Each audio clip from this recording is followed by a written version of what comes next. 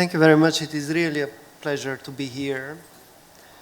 And the simple answer is how we see the future of Bulgaria depends on what we do here in Bulgaria. So this is the most important message that we have. It depends on us. And trying to make some groups of problems, the challenges that we say we have to overcome, I see three interrelated but very different types of challenges. So the first one is how we cope with the competition that we have with China and the United States. The second one is how we cope with the fragmentation of the society.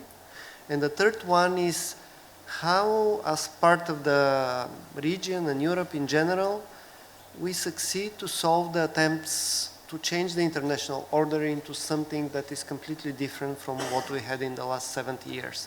So each of these group of problems has its own sub-problems. But these three are really shaping what is happening in the world and here in Bulgaria as well. So let me start with the first one, with the competitiveness.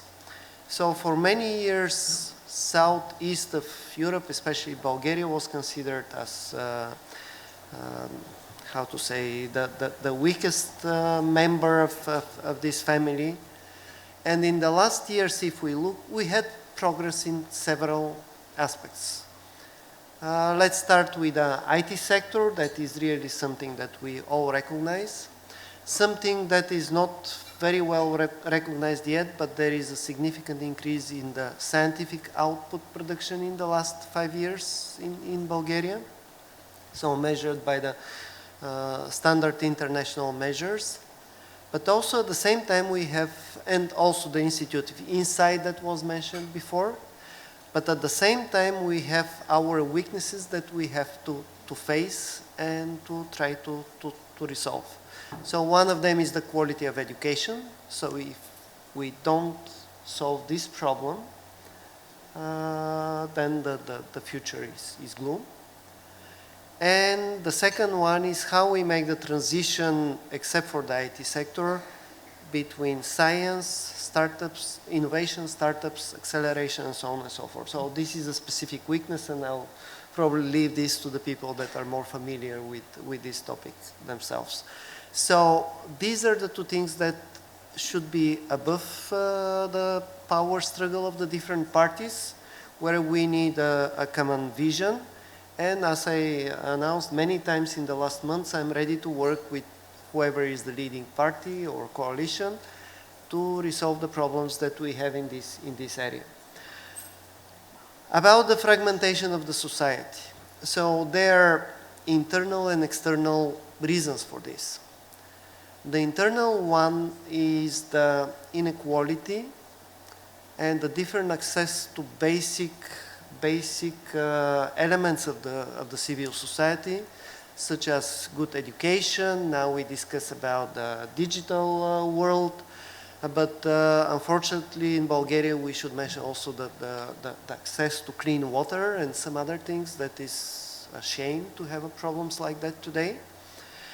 And this is again something that is a national priority that we didn't succeed to resolve until now in the best possible way. So this is also something that we have to work together. And the third one is the problem with the attempts to change the international order. Of course, it's coming like an external threat, not only to the region, but in general to the world. But how this challenge will be resolved depends on the participation of everyone. And why I say this, because very often in, not only in Bulgaria, but everywhere, the politicians, and this is the end of my opening statement, the politicians are considered as the origin of all the problems. But in reality, when we face the biggest problems, like those three that I mentioned, the politicians are the only hope, not alone of course, but the only hope that they can be resolved in a peaceful and reasonable way. And this solution has national, regional, European aspects today. And I finish with this, that in all our decisions that we have made in the past, and I can talk only, not only for me, but also for our party and coalition, these decisions were taken considering the national Bulgarian interests. Fortunately, we are lucky that these interests also comply with the interests of the region, our neighbors, Greece and Romania and the Western Balkans, and also they comply with the European interests. So from this viewpoint, we're lucky to know what we do and why we do it in this way.